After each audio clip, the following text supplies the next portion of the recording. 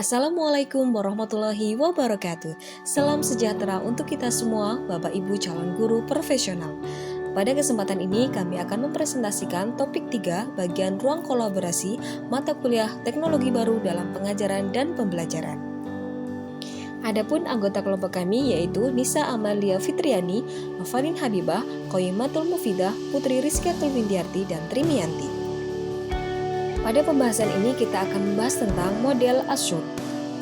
Desain pembelajaran dengan menggunakan model Azure merupakan sebuah desain pembelajaran yang dirancang untuk difokuskan pada perencanaan pembelajaran agar tercipta aktivitas pembelajaran yang efektif dan efisien, khususnya pada kegiatan pembelajaran yang menggunakan media dan teknologi.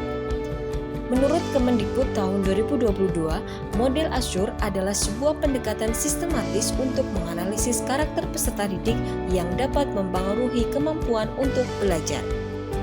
Adapun model Azure mengidentifikasi 6 langkah yang terlibat menurut Olayenka et al. Pada Kemendikbud tahun 2022, yaitu yang pertama, Analyze Learners atau analisis peserta didik, yaitu perencanaan untuk audiens dan karakteristik mereka, misalnya usia, jenis kelamin, latar belakang sosial ekonomi, kesiapan mental, dan gaya belajar.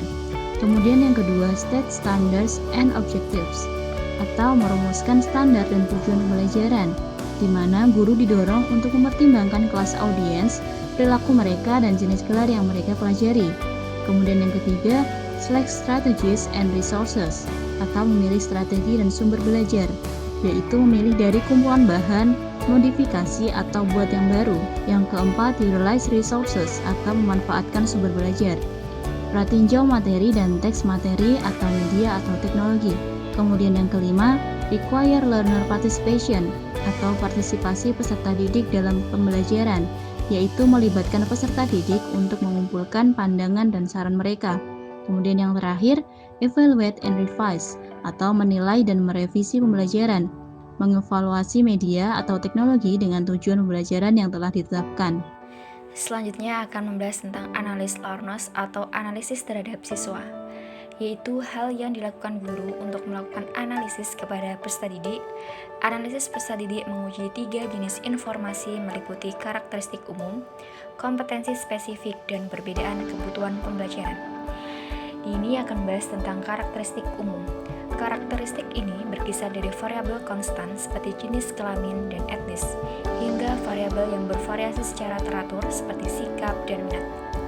Tinjau catatan peserta didik untuk mengidentifikasi perbedaan usia peserta didik Anda untuk lebih memahami pola perilaku atau kemampuan untuk fokus selama kegiatan pembelajaran.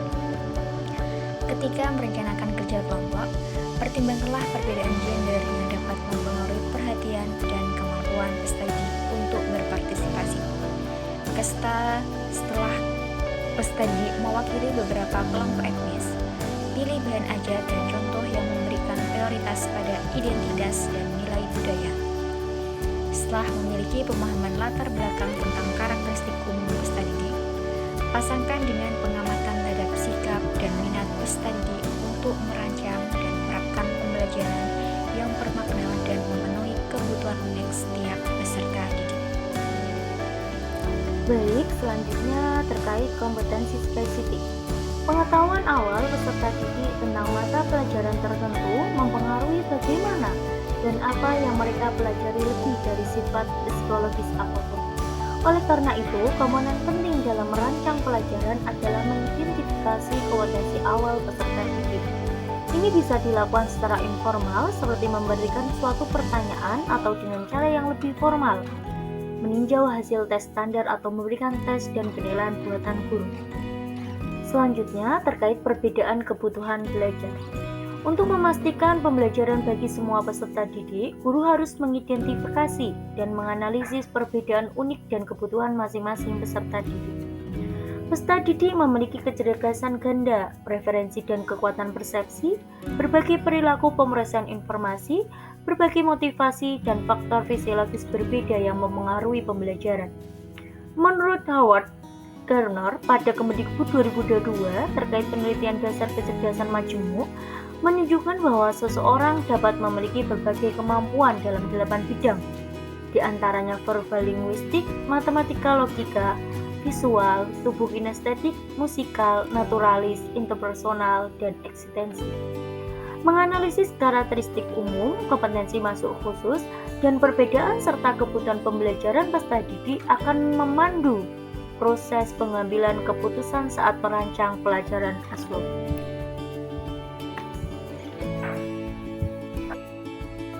Berikut beberapa alasan pentingnya melakukan analisis atau analisis peserta didik.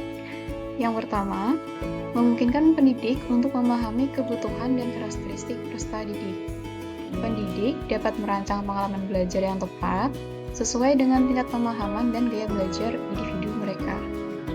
Yang kedua, pendidik dapat menentukan strategi pengajaran yang sesuai, memilih metode dan media yang paling efektif, serta menyusun tugas dan materi yang relevan dengan kebutuhan peserta didik sehingga dapat meningkatkan efektivitas dan efisiensi pembelajaran.